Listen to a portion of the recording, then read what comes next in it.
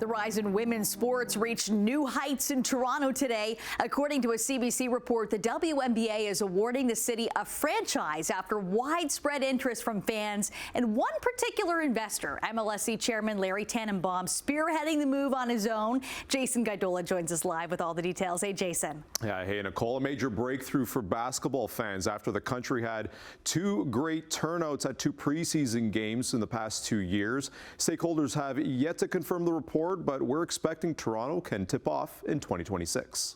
The WNBA takes their talents to Canada. After two highly attended showcases in Canada, Canadian basketball fans will now have a permanent team to cheer for in the WNBA. According to CBC Sports reporter Shireen Ahmed, the Women's Professional League will award the City of Toronto its 14th franchise, which would be the only ball club outside of the U.S.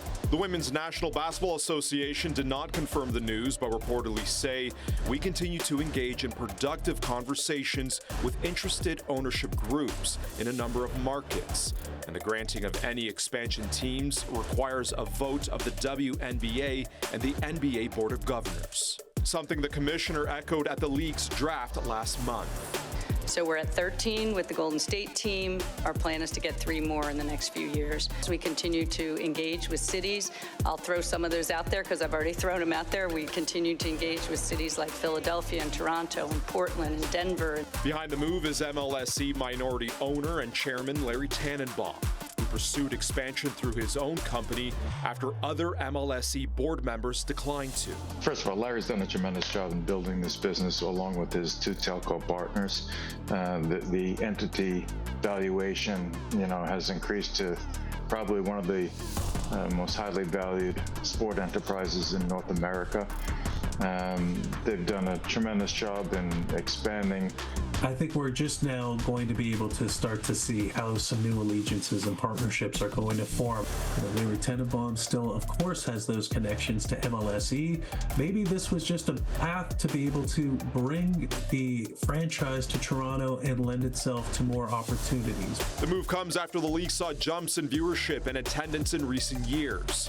To follow a crop of rising stars, most notably top draft choice Caitlin Clark. And now franchises will fly charter starting in just a few weeks. Hey, what does this mean for the growth of the league, the W in Toronto? I know we say we the North. Should we say she the North? Let's go Queens of the North. I'm very big into Game of Thrones, okay? But this is huge because charters, expansion were always the plans, and now we are where the money resides. A seed began to grow after 2 preseason matchups sold out in Canada the past 2 years, including last year's showdown between the Chicago Sky and the Minnesota Lynx at Scotiabank Arena.